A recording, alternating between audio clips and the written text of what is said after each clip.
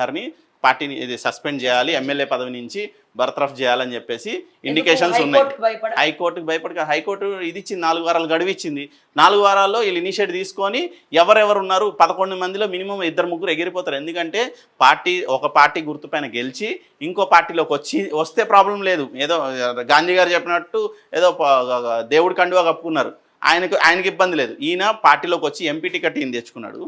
కడియం శ్రీహరి గారి కూతురికేమో MP ticket ఆవిడకి వచ్చింది. వీళ్ళిద్దరూ మళ్ళీ ఇమీడియట్గా కాంగ్రెస్ పార్టీ అంటే 6 నెలల క్రితమేమో కారు గుర్తు మీద గెలిచారు. 6 నెలల తర్వాత ఏమో హస్తం గుర్తు మీద మళ్ళీ కంటెస్ట్ చేశారు. అంటే ఇది ఖచ్చితంగా పార్టీ మార్పు కిందకే వస్తుంది. సో దీని మీద ఇనిషియేట్ తీసుకొని ఖచ్చితంగా హైకోర్టుకి రిపోర్ట్ ఇవ్వాలి. రిపోర్ట్ ఇస్తే హైకోర్టు స్టాండ్ తీసుకుంటుంది. సో విచారణాధికారం మొత్తం స్పీకర్కే వదిలేశారు. స్పీకర్ విచారణ చేసిన తర్వాత అన్ని బుక్లు తిరగేస్తే అర్థమైంది ఏంటంటే కడియం శ్రీహరికిను దానం నాగేందర్కి పదవీగండం ఉండబోతుంది. మళ్ళీ బై ఎలక్షన్ వచ్చే అవకాశం ఉంది. సో ఇప్పుడు స్పీకర్కి ఎందుకు నన్ను సస్పెండ్ చేస్తాడు అనే భయంలో దానం నాగేందర్ గారు మాట్లాడడం జరిగింది. అది కూడా ఒక అందుకు మంచిదే. దానం నాగేందర్ గారు సిటీలో ఉన్న టాప్ మోస్ట్ లీడర్. అది మంచోడా చెడ్డోడా, దార్కార్ చేస్తాడా, భయపెడతాడా, బెదిరిస్తాడా, లేకుంటే ప్రజలకు సేవ చేస్తాడని పక్కన పెడితే హైదరాబాద్ లీడర్ సామాన్యుల ఓట్లు ఉన్నాయి. ఖైరతాబాద్కి సంబంధించి చాలా స్లమ్స్ ఉన్నాయి. స్లమ్స్ అన్నిటికీ ఈయన మంచోడే అవ్వచ్చు. ఈయన మంచోడే. రేపొద్దున అదే ఖైరతాబాద్ సీట్ ఎలక్షన్ వస్తే ఇదే ఎమ్మెల్సీ కవిత వచ్చి అక్కడ కంటెస్ట్ చేసే అవకాశం కూడా ఉంది.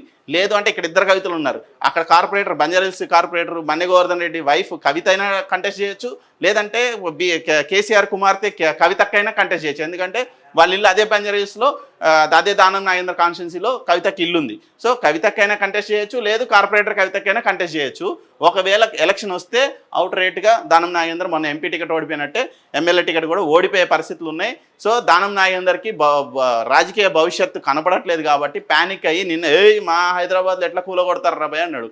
అరే బాబు, మీరు అందరూ అదే పార్టీలు ఉన్నారు సార్, మీరు జస్ట్ ఒక్క మాట చెప్పండి, ప్రభుత్వానికి వెళ్ళి ఒక రిఫరెండం ఇవ్వండి, లేదంటే పార్టీలోంచి బయటకు వచ్చేసి నేను ఇండిపెండెంట్గా కొట్లాడతాను, నా పార్టీ వీటితో నాకు సంబంధం లేదు, నా హైదరాబాద్ ప్రజల కోసం ఖచ్చితంగా కొట్లాడతాను రేపు రమ్మనండి.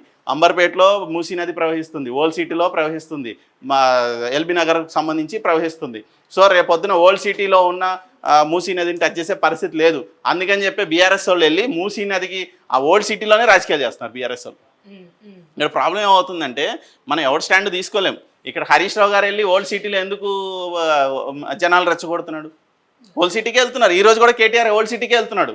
ఓల్డ్ సిటీ పరివాహ రాజేంద్ర నగర్కి సంబంధించి రాజేంద్ర నగర్ కాన్స్టిట్యున్సీ మొత్తం ఓల్డ్ సిటీ పీపుల్ ఎవరైతే ముస్లిం మైనారిటీ కమ్యూనిటీస్ ఉంటాయో వాళ్ళే ఉన్నారు. వాళ్ళ ప్లేస్కి వెళ్ళి ఇప్పుడు వీళ్ళు రాజకీయాలు చేస్తున్నారు. ఇదే సరూర్ నగర్ రమ్మనండి, అంబర్పేట రమ్మనండి. సైలెంట్గా ఉందంటే వాళ్ళకి తెలుసు కరెక్ట్గా మేము ప్రభుత్వము కూలిపోతుంది అనే అండర్స్టాండింగ్లో ఎంఎం లీడర్స్ ఉన్నారు. సో రేపు వచ్చే వేరే ఏదైనా ఒకవేళ అటు ఇటు కుదుపులు జరిగితే అడ్జస్ట్మెంట్లు చేయాల్సింది, అంటే బల్ల కింద రాయి పెట్టాల్సింది ఎంఎం పార్టీని.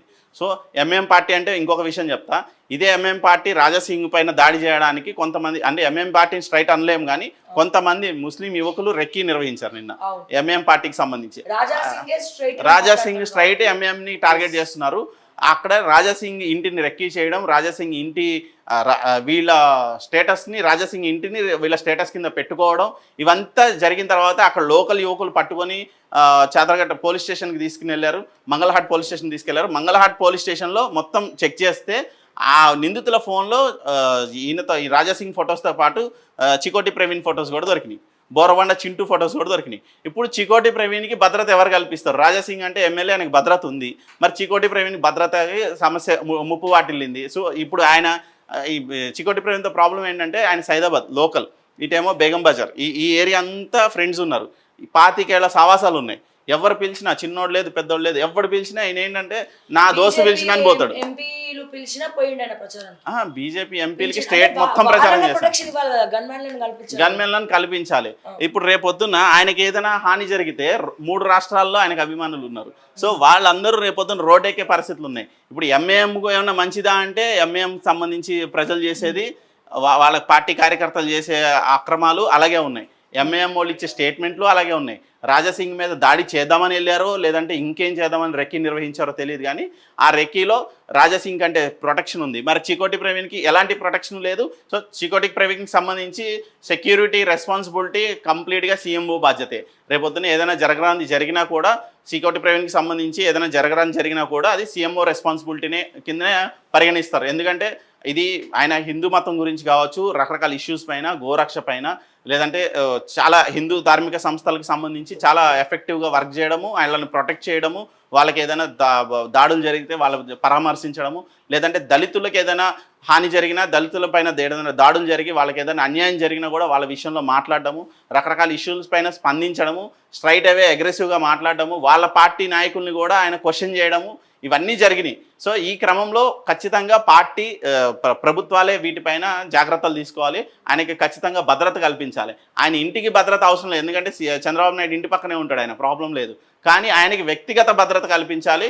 ఆయనకి చాలామంది అనుచరులు ఉన్నారు, వాళ్ళందరూ భద్రత కల్పించిన పోలీస్ భద్రత ఉంటేనే ఆయన కొంచెం సేఫ్ అనేది మన ఆలోచన.